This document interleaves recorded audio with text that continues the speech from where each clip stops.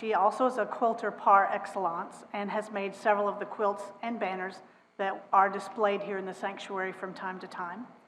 Debby is currently completing a large quilt about the 7 principles that will be hung next to the welcome desk in the narthex.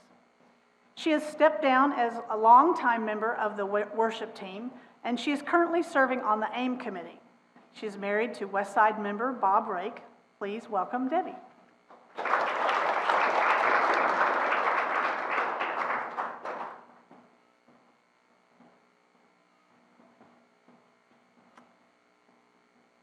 I've been working through a book called Creative Strength Training by Jane Dunnewold.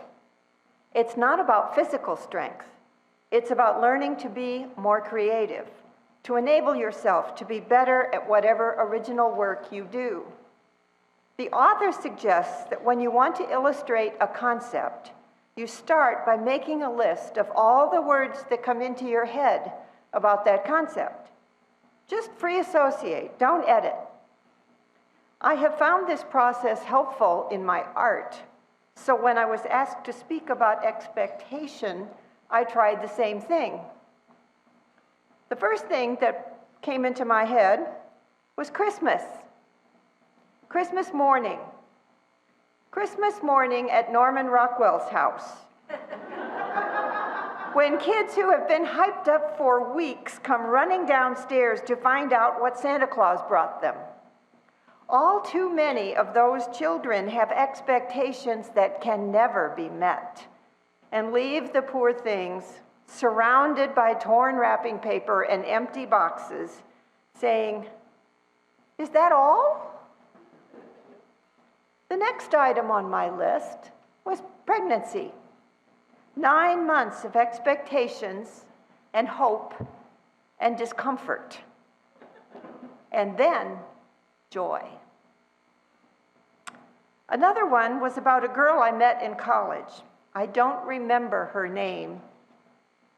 She was very bright and very pretty and had a lovely alto singing voice and no self-confidence at all. On her dorm room wall, she put up a poster that said, "There is no greater burden, no heavier burden than a great potential." The weight of other people's expectations was nearly crushing this whole poor kid. So expectations are a flip of the coin. We have them for ourselves, and they drive us toward accomplishment. I have an expectation that I will be a good grandmother. I have an expectation that I will be a good friend. I have expectations that I will take care of myself so that I can remain healthy and strong. I try every day to live up to my own expectations for myself. On the other hand, my expectations can drive me to the brink of something or other. I have expectations that my art will be world-shattering, original, witty, and beautiful. I have an expectation that my house will always be clean. Actually, I used to have that. These days, that's pretty much abandoned. Above all, I have expectations that I will never make a mistake, and I will never let anyone else down. Those are the ones that can make me crawl into the cookie aisle at Kroger's and never want to come out. Those are the ones where I have to have stern conversations with myself about perfection and being real and forgiveness. Those are the ones where I am so glad I'm not young anymore, because I have started to learn that it is okay to be an imperfect person who does make mistakes and even occasionally lets other people down. After all these years, I have learned to expect that I can live with imperfect.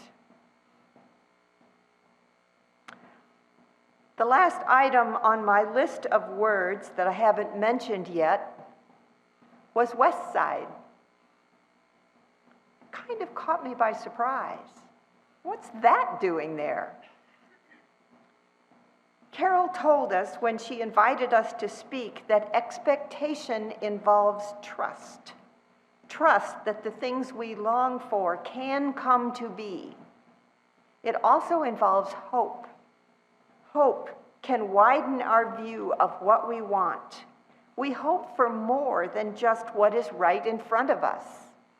Hoping includes dreaming. Well, for me, Westside is all about hope and trust. Every day, I hope to become a better person, and here is where I learn to do that. And every day, I trust all of you to be with me on that journey as you make your own.